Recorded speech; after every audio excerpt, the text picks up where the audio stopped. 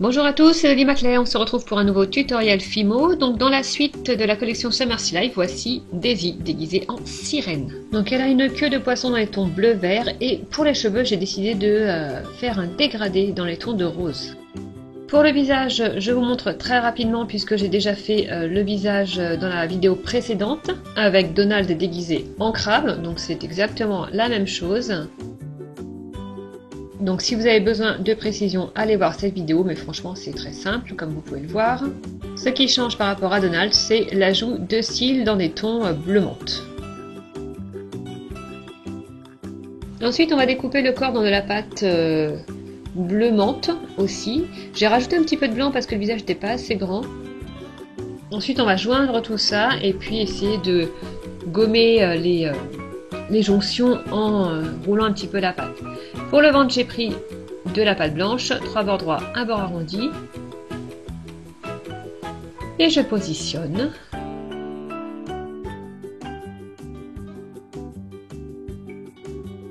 On va faire une petite brassière dans de la pâte lilas, donc on étale une fine bande. On y découpe un rectangle.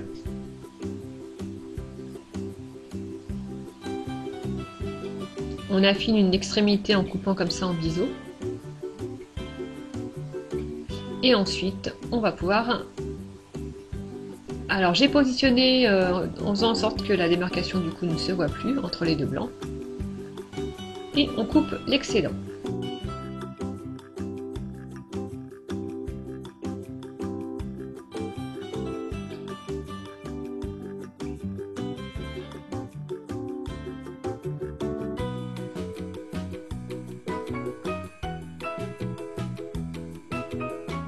Pour les pieds, on va allonger une petite boule de pâte blanche, la couper en biseau.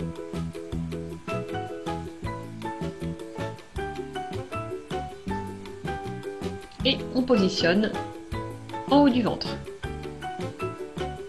Donc évidemment, il n'y a que 2 pieds et pas 4 comme d'habitude.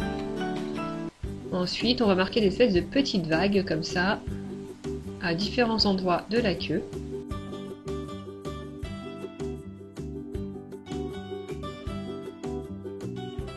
Et on va combler les sillons marqués avec de la pâte verte. Donc on découpe des très fins boudins et on les positionne dans nos petites vagues.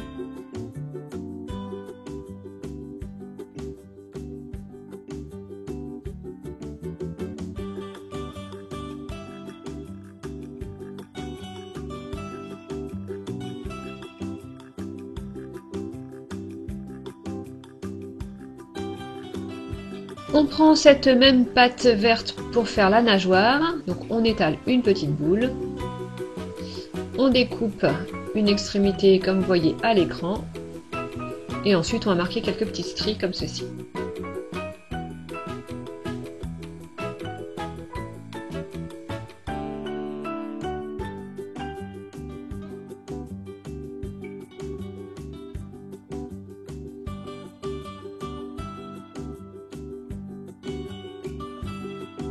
Il va falloir maintenant positionner cette nageoire et la souder au reste du corps.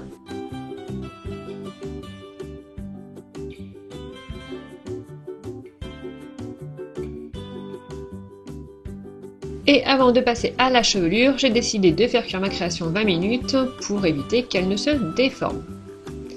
Donc je place une petite bande de pâte rose au sommet du crâne, ça me permettra d'attacher tout le reste sans trop forcer. Et ensuite, j'ai fait un dégradé de framboise et de rose clair. Et on commence par la natte. Alors en fait, dans la peluche, on a une espèce de feutrine qui sert de cheveux. Je trouvais pas ça très beau, donc j'ai voulu que ma chevelure soit plus jolie, d'où ce dégradé de rose. Et puis, alors pour la natte, normalement je prends 3 brins et puis je ferai une vraie natte. Et en fait, j'ai trouvé qu'il y avait une autre astuce, c'est de faire des brins 2 par 2 et puis de les regrouper comme ça.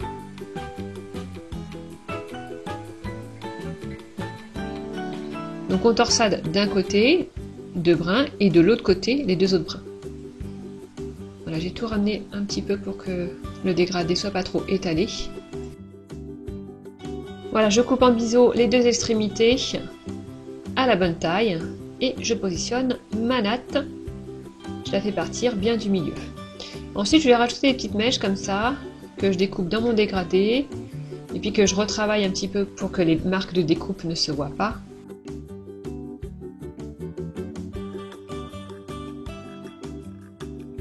Donc vous découpez plusieurs mèches comme ça, vous les travaillez, et puis vous les positionnez petit à petit sur le visage. Donc là, j'en ai fait 4.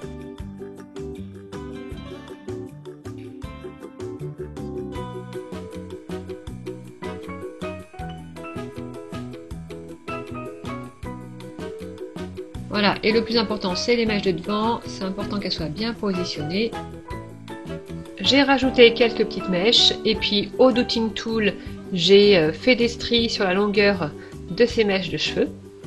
Et on va terminer avec la petite fleur. En fait, j'en ai fait 2, donc à chaque fois 5 pétales, que je découpe dans un mélange de pâte bleue et verte flashy chez Cernit, la pâte vert néon. J'aplatis légèrement, je marque une petite arête au centre, je les regroupe. Et je vais placer une petite boule de pâte jaune au milieu.